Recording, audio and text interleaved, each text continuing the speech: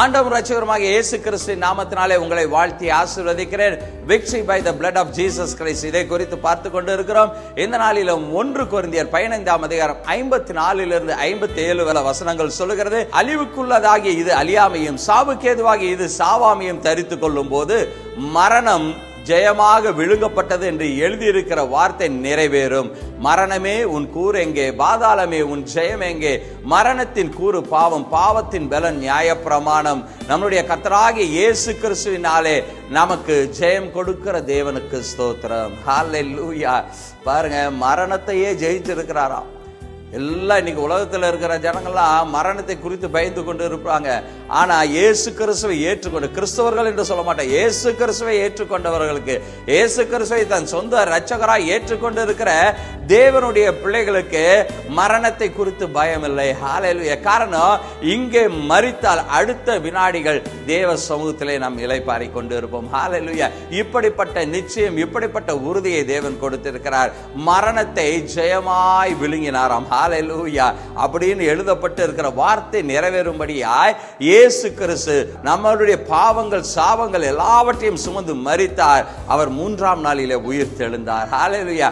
அவருடைய மரணத்தின் நிமித்தமாய், அவருடைய உயிர்த்தெழுதலின் நிமித்தமாய் நமக்கு வெற்றியுள்ள வாழ்க்கை அமைந்திருக்கிறது. ஹல்லேலூயா.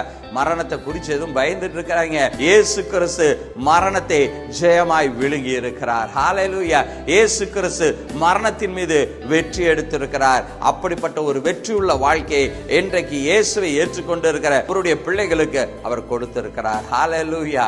அப்படிப்பட்ட நிச்சயம், உறுதியை தேவன் கொடுத்திருக்கிறார். இயேசு கிறிஸ்து உங்க சொந்த இரட்சகரா ஏற்றுக்கொள்ளுங்க. மரண பயத்திலிருந்து நீங்கள் விடுவிக்கப்படுவீர்கள். ஹல்லேலூயா.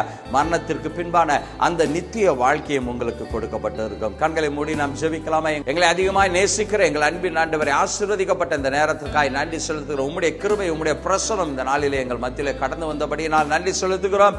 இயேசு கிறிஸ்து மரணத்தை ஜெயித்திருக்கிறீர்.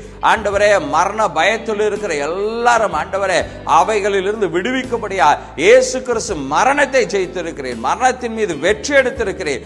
அதற்காக நன்றி செலுத்துகிறோம். உம்முடைய கிருபை, உம்முடைய பிரசன்னம், உம்முடைய வழி நடத்துதல் இந்த நாளில் உம்முடைய பிள்ளைகளுக்கு உண்டாகட்டும். நீர் ஆண்டவரே பெற்று தந்த இந்த வெற்றி உள்ள வாழ்க்கை அவர்கள் சந்தோஷமாய் வாழத்தக்கதாக, ஆண்டவரே கிறிஸ்துவை சார்ந்து வாழத்தக்கதாக தேவன் நீர் கிருபை பாராட்டுவீராக.